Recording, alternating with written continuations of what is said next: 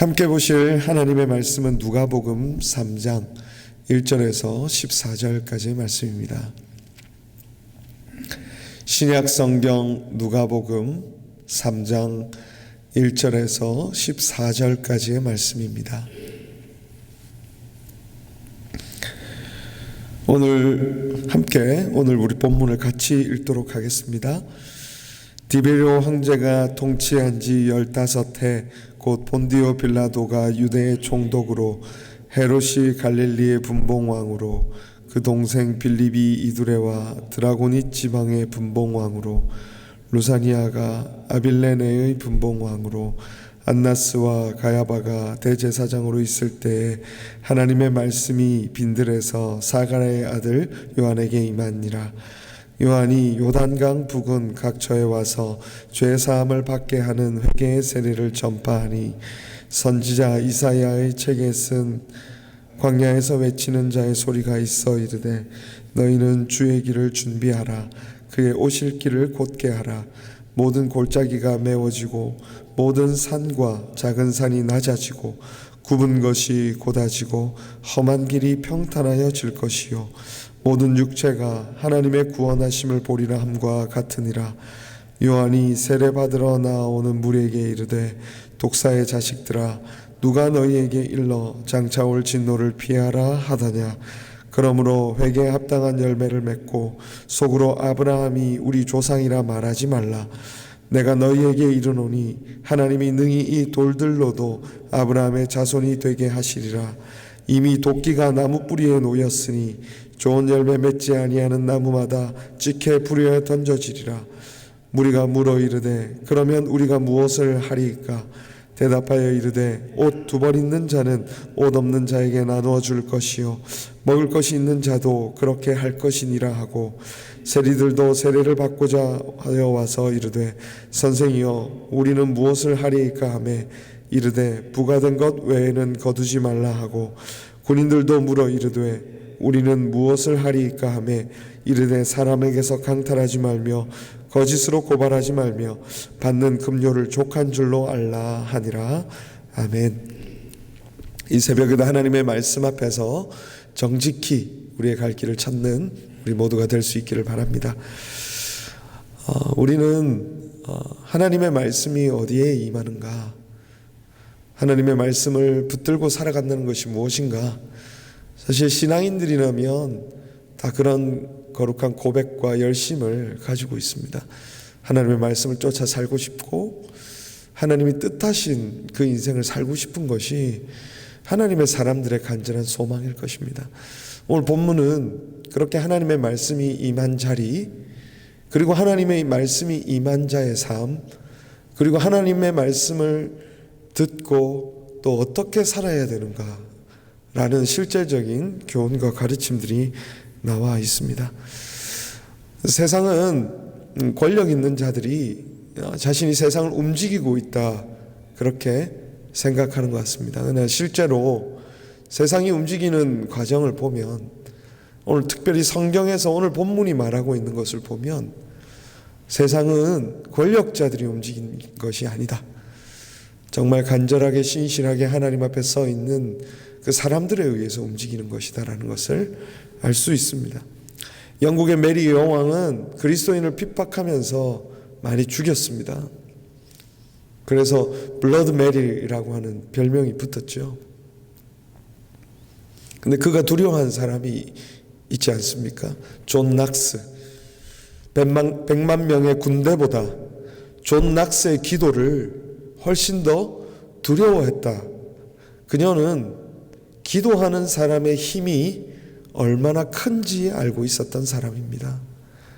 그래서 존 낙스의 기도가 여러분 무려 100만 명의 기도보다 강하다. 그렇게 고백했던 것이죠. 청년부가 수련회를 준비하고 있습니다. 오늘부터 시작이 되는데 어젯밤에는 청년들이 모여서 함께 뜨겁게 수련회를 위해서 기도했습니다. 수련회를 위해서 뜨겁게 기도하는 중에 이런 마음에 생각이 들더라고요. 이 수련회를 준비하는 준비팀이 이 수련회를 움직이는 사람들, 진짜 준비하는 사람들이 아니라 이 기도가 수련회를 준비하는 진짜 힘이구나, 그런 마음에 생각이 들더라고요. 우리 인생을 살아갈 때 우리가 진짜 힘을 내야 될 자리, 진짜 이 세상이 움직여지고 우리의 공동체, 우리의 사회 현장이 움직여지는 자리는 단순히 어떤 자리에 참여하는 것을 말하는 것이 아니라 하나님 앞에 겸손히 서 있는 그 자리, 그 자리가 바로 하나님의 은혜가 임해서 세상이 움직여지는 그 자리가 됩니다. 오늘 본문의 1절 2절에도 디베레오 황제가 통치한 지 15해 본디오 빌라도가 유대의 총독으로, 헤롯이 갈릴리의 분봉왕으로, 그 동생 누구누구가 대제사장이 누구누구가 왜 이런 앞에 미사 여구를 한껏 갖다 붙였을까? 요한과는 전혀 상관이 없는 당시에 당연한 권력자들, 어쩌면 하나님의 말씀이 임하여서 정말 세상이 움직여져야 된다고 생각하는 권력자들, 그들이 아니라는 것입니다. 어디에 임했다고 나와 있습니까? 2절 마지막쯤에 보면 하나님의 말씀이 빈들에서 사가랴의 아들 요한에게 임한지라 라고 기록되어 있습니다. 빈들에서, 빈들이라는 말은 의지할 것이 아무것도 없는 곳, 오직 하나님과만 교제하는 그곳에서 하나님의 은혜가, 하나님의 말씀이, 하나님의 진리가 있다는 것이죠. 힘이 있어, 권력이 있어, 말하면 하늘에 나는 새도 떨어지는 그 권세 있는 사람들이 세상을 움직이고, 뭔가 직분과 자리가 세상을 움직이고 이 교회에서 역할을 하는 것 같지만, 진짜 하나님의 말씀이 임해서 세상이 움직여지는 현장은 바로 빈들, 아무것도 의지할 것이 없고 오직 하나님만 의지하는 그 자리에서 하나님의 은혜가 임한다라는 것입니다. 그렇게 세례요한은 하나님의 말씀을 받고 하나님의 뜻을 따라 행하기 시작합니다. 그런데 하나님의 말씀을 받은 사람이 행동하는 그 행동을 보십시오. 이사야 선지자의 말씀을 그는 붙들고 살아가고 있습니다. 하나님의 말씀이 임하면 이제부터는 자기 그 은혜가 있으니까, 열정이 있고 에너지가 있으니까 막 달려 들어가는 것이 아니라 하나님의 말씀을 깊이 묵상합니다. 깊이 탐독하고 이것이 나를 향한 부르심인가 아마 끊임없이 점검했을 것입니다. 그리고 광야에 외치는 자의 소리가 있어야 되는구나, 어쩌면 그게 본인을 지칭한다라고 구체적으로 생각했을까? 그것은 성경이 기록하고 있지 않습니다. 그러나 성경은 나중에 그가 바로 그 외치는 자의 소리라고 얘기하죠. 그러나 그의 입장에서 이 말씀이 본인에게 향한 말씀일까? 저는 그것보다 광야에 외치는 자의 소리가 있어, 그리스도를 예비하는, 그리스도가 오실 길을 예비하는 사람이 있어야 되겠구나라고 하는 그 말씀 앞에서의 거룩한 감동 가운데 그 길을 달려갔던 것 같습니다. 바로 하나님의 사람들이 예수 그리스도를 믿고 은혜를 경험한 다음에 그 다음에 걸어가야 될 길이 무엇이냐면 주의 말씀 앞에 깊이 뿌리 박는 삶이라는 것이죠. 말씀이 오늘 우리의 삶에 대하여서 무엇을 말하는가? 세례요한은 시대를 읽고 있었습니다. 단순히 오늘 자신의 삶에서 성취해야 될 그 목표만을 바라본 것이 아니라 이 시대가 무엇을, 어느 방향으로 흘러가는지를 읽고 고민하며 오늘 이 시대의 악함이 무엇이고 이 시대가 추구해야 될 삶이 무엇이며 오늘 우리가 서서 하나님께서 기뻐하시는 뜻이, 온전한 뜻이 무엇인지를 끊임없이 돌아보며 자신을 하나님 앞에 복종시키고 자신의 연약함을 하나님 앞에 쳐서 죽이는 그 삶 앞에 들어가야 하나님 앞에, 그 말씀 앞에 쓰임받을 수가 있는 것입니다. 광야에서 피부는 거칠어졌을 것이고 음식은 잘 먹지 못했을 거예요. 메뚜기를 먹었다, 석청을 먹었다, 그렇게 얘기하죠. 그러나 그 공간이 힘들고 어렵다고 피하지 않고 이 세상에서 가장 중요한 일이 바로 말씀 앞에 서는 자리고 하나님의 은혜를 구하는 자리고 하나님의 뜻이 내게 임해야 내가 이 세상 가운데 정직한 삶을 사람답게 내가 부르신 그 부르심의 소명답게 살 수 있기 때문에 그 자리를 거부하지 않는 것입니다.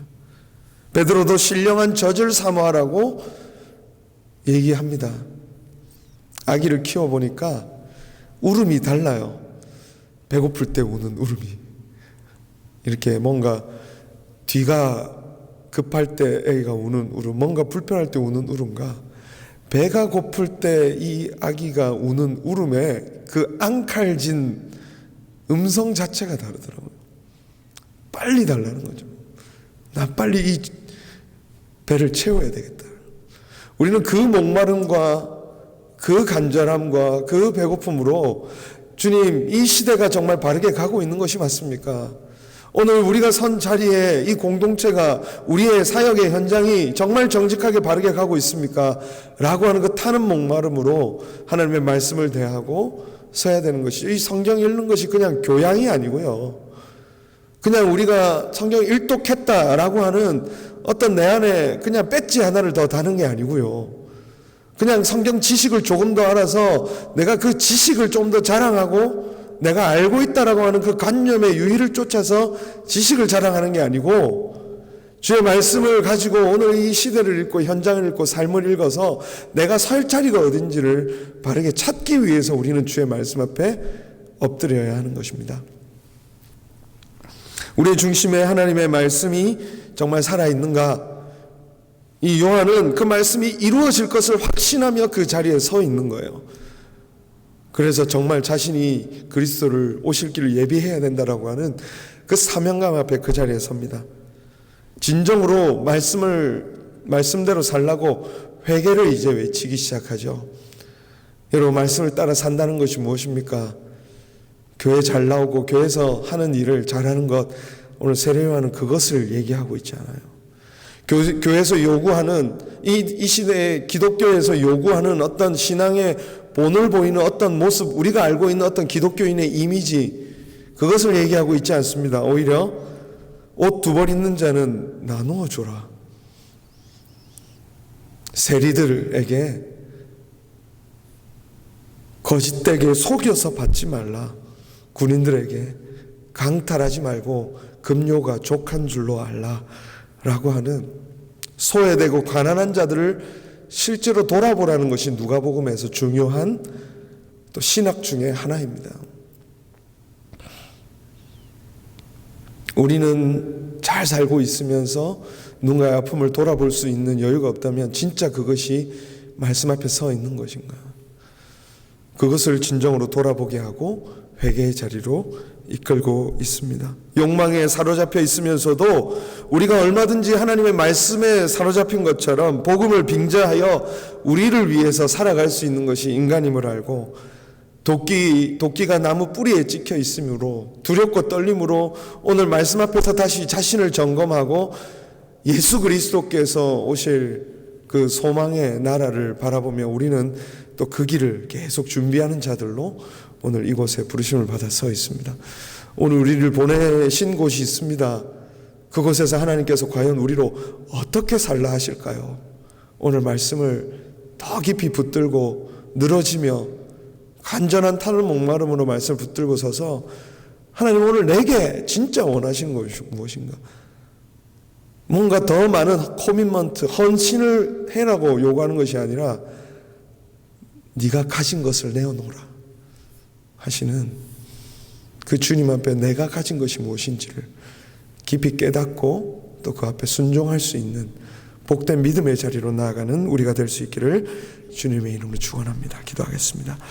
하나님 아버지, 우리의 삶이 주님 앞에 있음을 다시 한번 고백하고 또 더 그 자리로 나아가고 싶습니다.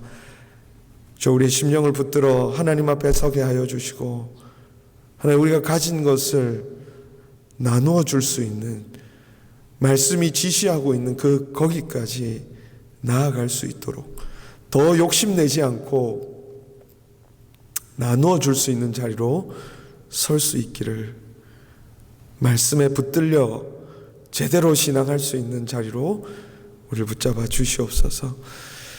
하나님의 말씀이 임한 자리가 어딘지를 하나님 우리가 깊이 깨닫고 그 자리에 서서 오늘 이 시대 속에서 우리의 삶의 정황 속에서 어떤 믿음의 삶으로 살아가야 될지 가르쳐 주시는, 하나님 그것을 듣고 깨닫고 순종의 자리로 나아가는 이 새벽이 되길 간절히 소망합니다.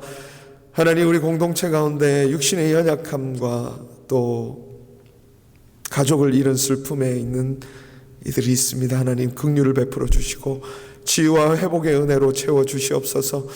하나님 그들 향한 간절한 기도가 쌓이게 하시고 하나님의 뜻과 하나님의 방법대로 이루어 주시옵소서. 하나님께서 모든 것 하나님의 뜻대로 이루실 줄을 믿고 거룩하신 예수님의 이름으로 기도합니다. 아멘.